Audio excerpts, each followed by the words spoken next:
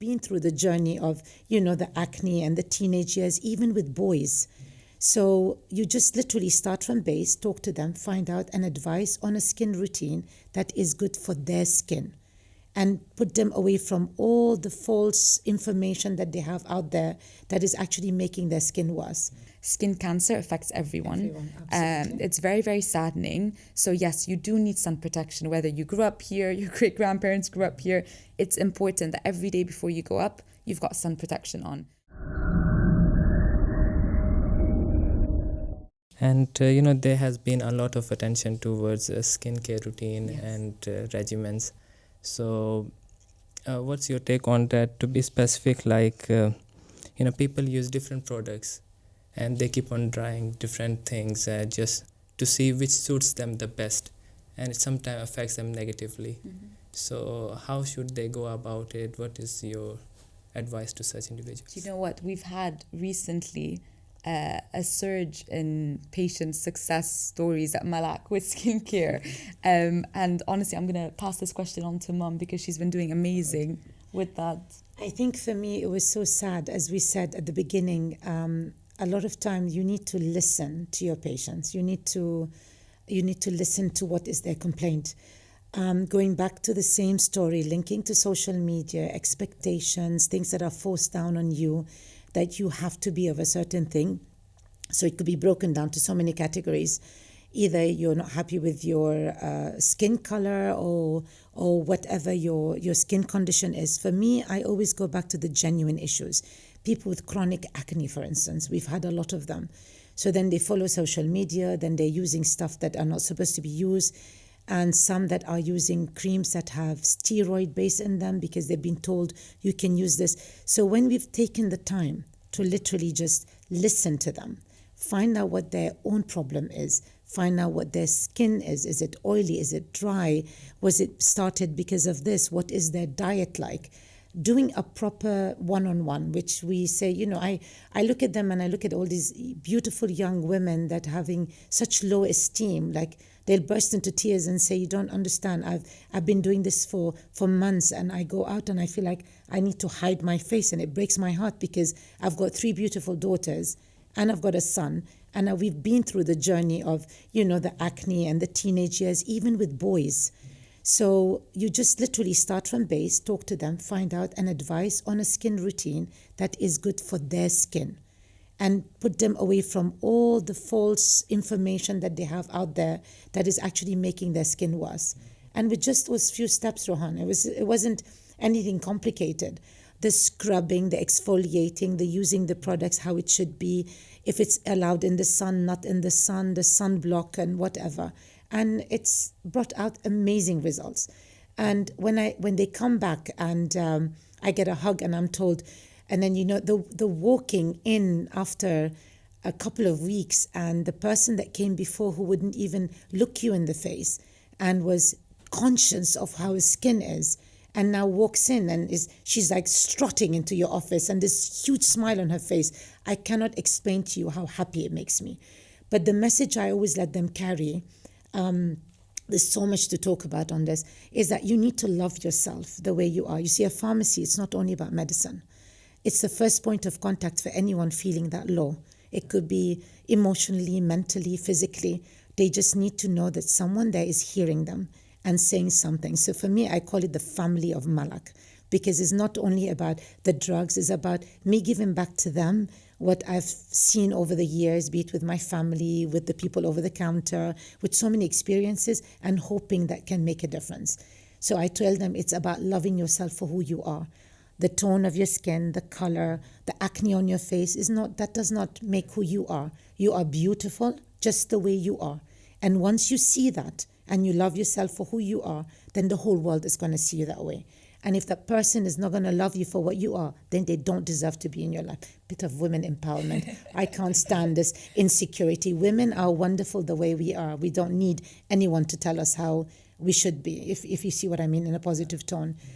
That brings us to the other issue of skin whitening and skin bleaching, because people are told that you need to be of a certain skin color. And this is not just for Gambia, this is all over the world. Yes. It's the same message I tell them. you're bleaching and, oh, it's horrific, Rohan, the so-called creams that are available on the market for whitening.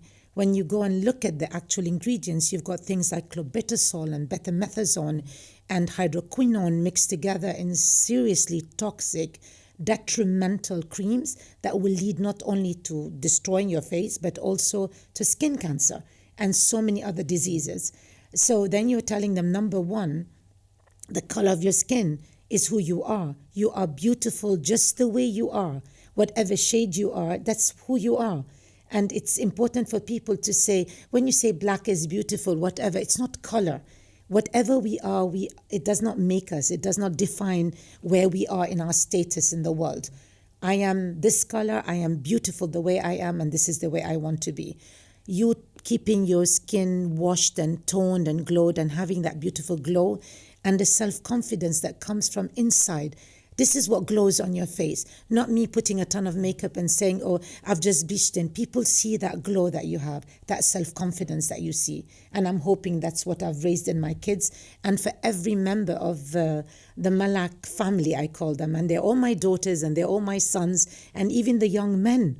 They come in and they're like the same story. And I've said to them, do you know, if a girl is going to love you because of the perfect skin you have or how much money you have in your pocket, then just get rid of her. She's not good enough for you. I'll tell you, you don't want her.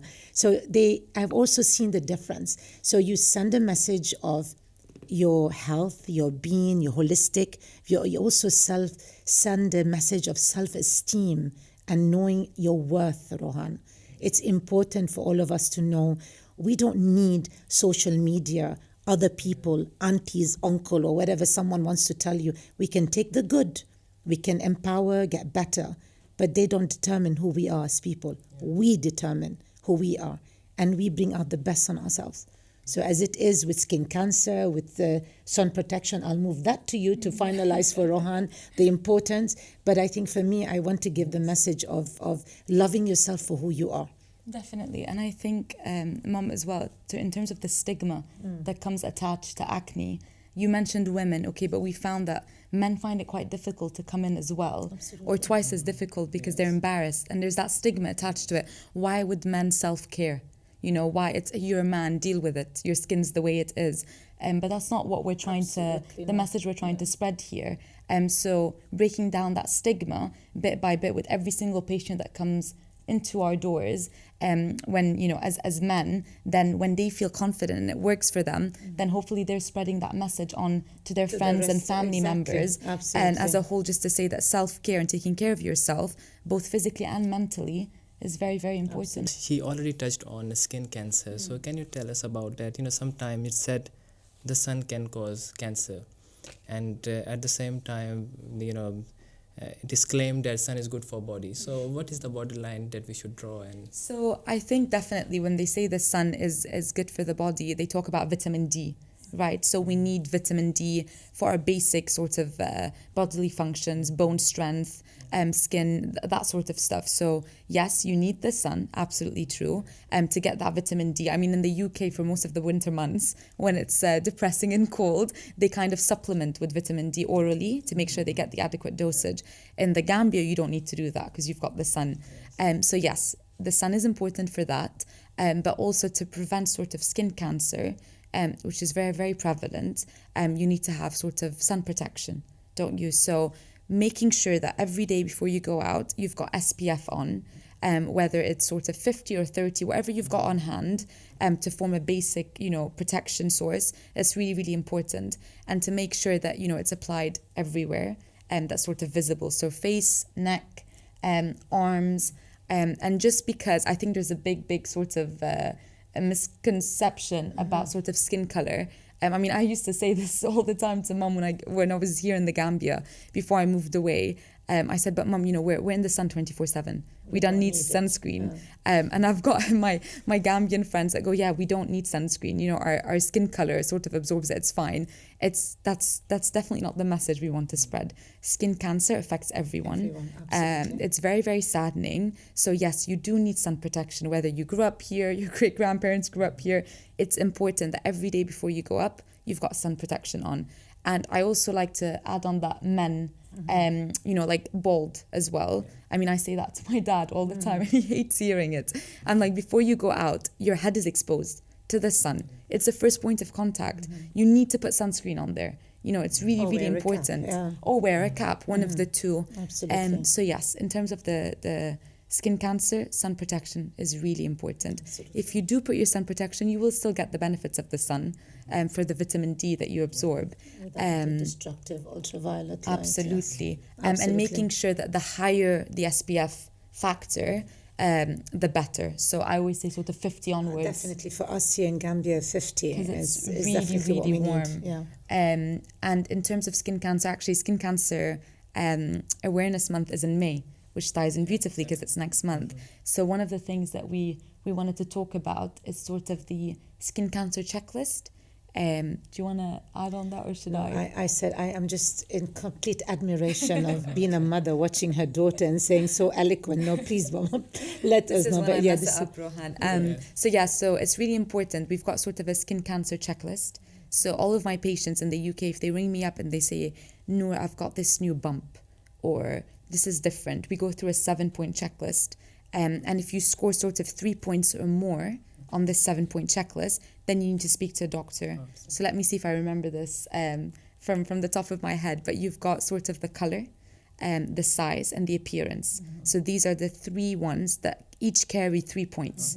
So if there's a change in size, a change in color, a change in appearance of an existing mark that you've got, that should ring, you know, alarm bells for skin you. Tag, skin tags, moles, even if it's sort of a little patch or mark that's not raised. Anything that's new that you think that wasn't there before. Not to cause panic, but it's important to be aware of these things. So these carry sort of 3 marks. And then you've got your size that's, I think, larger than 7 millimeters in diameter. You've got if it's inflamed, if it's oozing, and if it's itching. And these carry 2 points each. So if you as a person score sort of 3 points and above, speak to a doctor. It's really, really important. Sometimes as well, I say some of us, it's quite difficult to notice certain areas. So if you've got family or friends, for example, their backs, and you think, oh, was that there before? No problem. You know, ask that question, look out for each other, and then refer to your doctors and then get that checked. That's really, really important. Absolutely. Anything else you want to add? I think that covers it. This is why it wraps up again the role of a pharmacist or a pharmacy or any healthcare provider anywhere is to be able to recognize the different symptoms and stuff and red flags that they need to raise. So when a person comes in, it's not only about what they're just talking about, but literally ask more questions, delve in deeper into what's going on. And when you even notice something whilst you're talking, you know, in a very gentle way, don't scare them so that they end up, you know, panicking. But, you know, just say, when was this? Have I seen this before? And advise them about it. So it's all about listening and looking and really seeing the patient in front of you. And it's not just another person you're trying to rush through the door, so you've got to see someone else. Absolutely. Yeah. Yes. We are almost at the end of this wonderful sitting. So any last piece of advice for the listeners, starting from you? One thing I wanted to say, which maybe has nothing to do with pharmacy, but it's everything to do with giving back to society. So as we speak of cancer, I'm going to be naughty and say that I volunteer for a cancer organization in the Gambia called C3G. Wherever I've been held in any meeting, I've taken the opportunity to raise the awareness on that platform to say that we all need to help collectively in all forms of cancer. It's very rampant in the country. We've done so many programs over the years, and we have detected so many breast cancers and cervical cancers. So anything that you can do, whether it's volunteering or giving towards, it's important to understand that a government cannot do everything on its own. Privately, we all have it's important that we give back to society, and we have the duty to join hands together in any way we can, whether for me at the moment, because of certain things and family lost so many of them to cancer, is that it's a thing I hold very passionate and close to my heart, and to give back. It could be cancer, it could be something else. But I think we need to step away from doing things for us, but rather thinking of what I can do to change the lives of others in charity, in school, in education, in neighbor, in a smile that you give. Because our worth is never measured from what we have achieved for ourselves. I think our worth is always measured in the difference that we've made in other people's lives, Rohan. And that to me is, I suppose, a message that I would like hopefully to send on my behalf, the behalf of what Malak stands for, and hopefully, inshallah, what my children will follow through. Thank you. Coming to you. Just to add on that, really, I'm really excited. I mean, like you know, I've been away from home for the last 12 years or so, studying and getting the experience. And every time I say I want to come back, Mum says, you need to learn as much as you can. Gather that experience, gather that knowledge, so that you can give back at home. So I'm really looking forward to, hopefully, if all goes to plan, coming back in the next few months and you know, supporting Mum by her side and giving back to the Gambian people, because this is home. So, you know, health and priority to our patients starts here. Which is something I've always said. There's no point to me knowing everything that I do know, or the limited things that I do know, and helping outside of where I grew up and I was raised. So definitely looking forward and excited to take this next step, and you know where to find us. It's important for Rohan to know that even though all the time you have been part and parcel of Malak, but remotely. So the beauty about now with the world as it is, Rohan, we try and make sure that we network everywhere. So Nour has been part and parcel of the information and all the knowledge, so that we're given everything and the updates from what's happening in the UK. Because with Malak, most of 90% of our products are from the UK. We also deal with Europe, but we are linked to what they call the information of what is happening in the UK. So if there's any drug that's been recalled, if there's an issue going on, if it's a change in dosage, if something has been stopped. So she has always been there with the companies we work for to provide this information. She's on one-to-one with patients online. So I think you will just basically continue what you were doing, but physically on the ground. That's the plan. But the part what she said about giving back to Gambia, Rohan, we are fourth generation Lebanese Gambian, and sadly, our country in Lebanon has always been at war, and we are all children of war. So my parents moved here, my grandparents moved here running away from famine and war. My father the same. My mother was born here. And so for me, Gambia is like, yes, of course I'm Lebanese, and I'm absolutely proud of Lebanon, and I pray for Lebanon every day of my life, as I do for every other country in the world that is suffering. But Gambia was there for us when we didn't have anything. And it opened the doors for so many people that were destitute and away from any sort of oppression or war. And I think it's the minimum that any one of us can do, is to give up back to those amazing people and the country that has the biggest heart and the kindest of people. And I will take this opportunity to say thank you. Yani Jerejef, because what they do with the kindness of their heart, it is the minimum that we can do, is say thank you, work to raise families that will understand that they owe everything that we have to the Gambia and the Gambian people, and work to do everything that not only can improve, but for every brother or sister that is in Gambia is their brother and sister. Everywhere they can help to give them opportunities, or to educate them, or to open doors for them. I think that is what is very important for me, Rohan. Definitely. Thank you very much, and thank you once again for joining us and having this educational and insightful discussion. And I'm sure our listeners are going to benefit from it, and they will find themselves engaged in this wonderful discussion. Inshallah, I hope so. Yeah. So dear viewers, that's all for today. Until we come your way, till then, Assalamu alaikum wa rahmatullah.